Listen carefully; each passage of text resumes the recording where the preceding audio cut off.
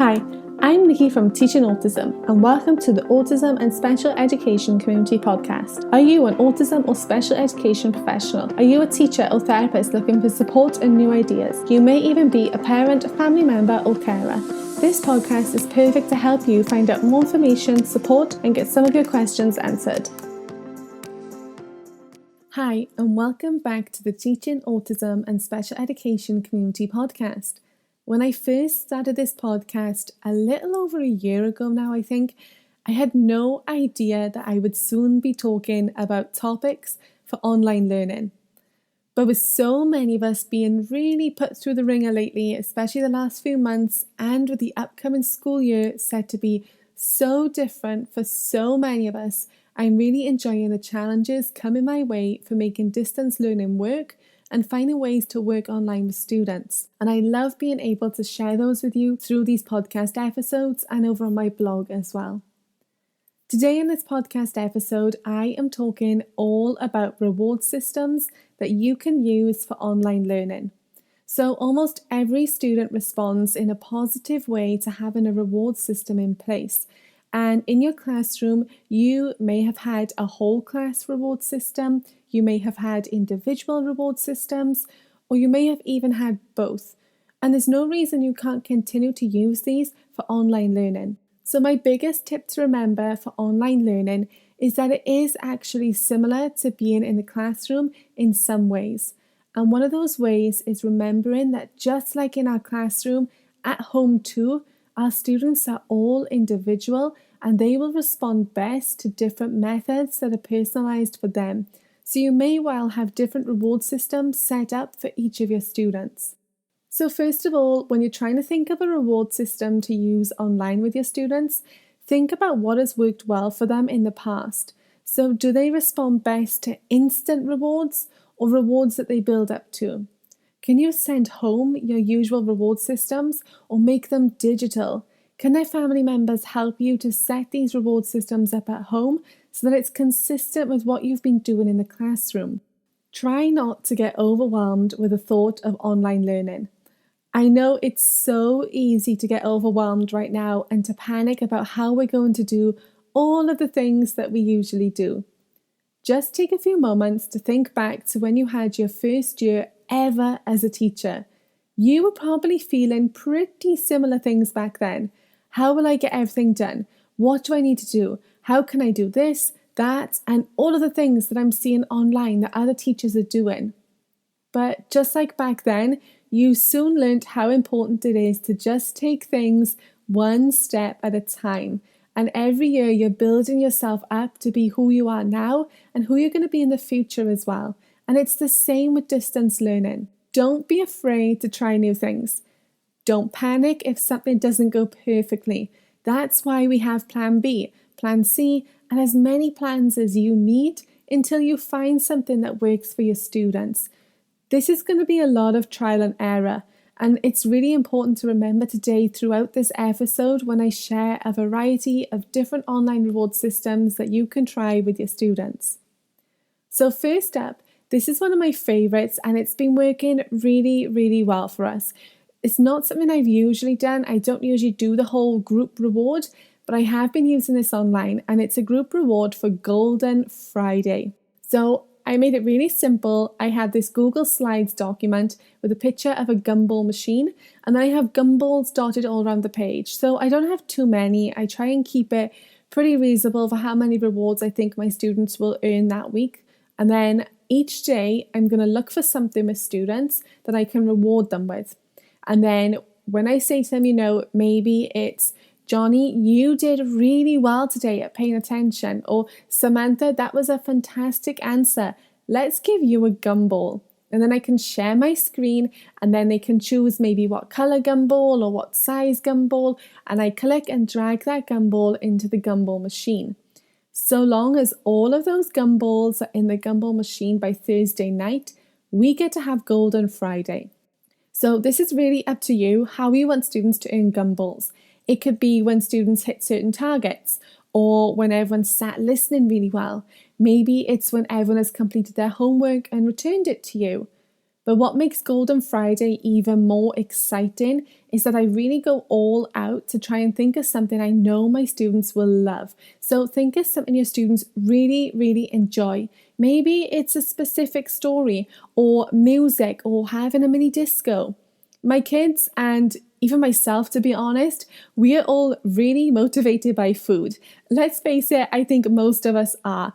So for a couple of Friday sessions, we would have like a special picnic, and parents bought a special treat for their children to eat at the picnic. So maybe something that they don't get very often, or they go shopping with their family and they choose a special treat to eat on that Friday. We can all dress up as fun characters. We can wear wacky hats. I could read a story. We'll play games. We've had dance parties like mini discos. And the kids love it. And I can still incorporate learning into this as well. It doesn't have to be just a free for all. When the kids go shopping with their parents, they can help to write a shopping list. They can follow it, pick items up in the store, put them into the cart, tick them off the list. They can work with money to pay for the shopping. They can unpack the shopping when they get home, putting things in the correct places. And if they have maybe a cake as a treat, maybe they can practice their cutting skills. Can you cut it in half? Can you cut it into 4? How to use a spoon correctly to pick something up? Can they describe their treat to me? What colour is it? What does it taste like? Is it cold, hot, soft, hard? When we're having a mini disco, students can request songs. We can work on our sign language skills to go along with words in the songs. So having a reward doesn't have to be something that doesn't continue learning. There is always an opportunity to learn in everything that you do. And having something fun to look forward to at the end of the week is motivating for everyone, not just your students, you and your staff as well. Other rewards can be individual and instant as well, like physical rewards. So on the first day, I asked students to draw around their hands on a piece of card, decorate it and cut it out. It was our first craft and they could have parents help if needed. When students do something really good throughout this week, I pick up my hand on my side that I created and I ask that student to pick up their hand and we do a virtual high five through the cameras. Super easy, but also a lot of fun too. Other things can just be clapping, cheering, thumbs up, doing a celebration dance. Maybe you have special music that you can play as a reward. I've also used those birthday whistles where you blow them and it shoots out.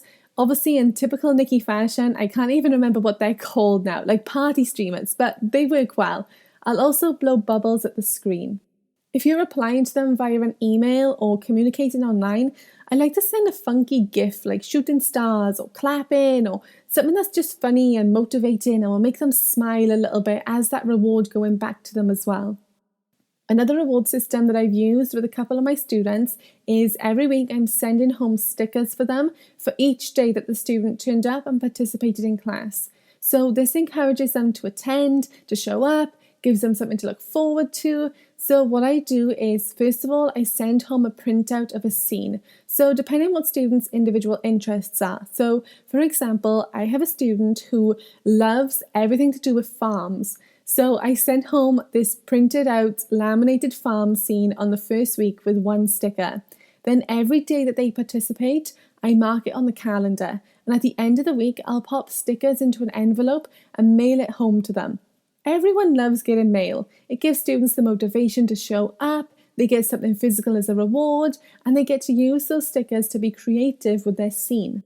And of course, if you want to keep it all online, you could send students a farm scene on a PowerPoint or a Google slide, and then send them digital stickers or clip art each week to add to their scene.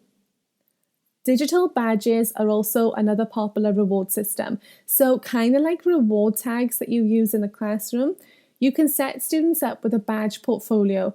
Again, something super easy on Google Slides or PowerPoint, and then assign one to each student.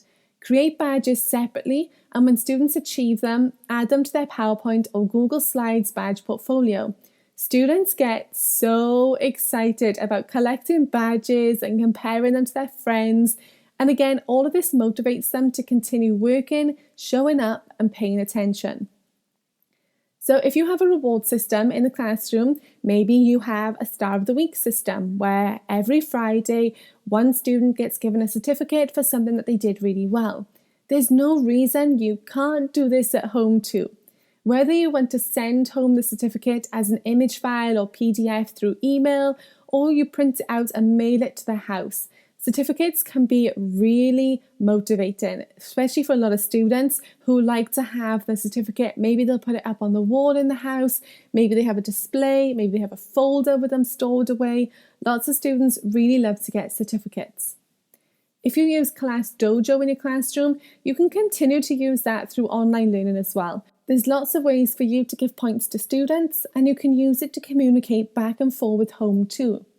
So as you can see, there are so many different reward systems that you can have set up for your online learning, and many of them can be things that you used in the classroom and you just tweak them slightly to work online. Just remember that all of our students in classrooms are different, so what may work for you may not work for someone else. But that's why it's really good to try something new and see if it works with your students. See what works well for them and is able to keep them focused, engaged, motivated, and excited to turn up to your online lessons. Do you have a reward system that's been working well online for your students? If so, head over to the show notes and leave a comment to let us know. It's great when we're able to collaborate and share ideas together. I hope you found today's podcast episode helpful and that it gives you some ideas for reward systems that you can use this year with your students. Thank you for listening, and I'll speak to you again soon.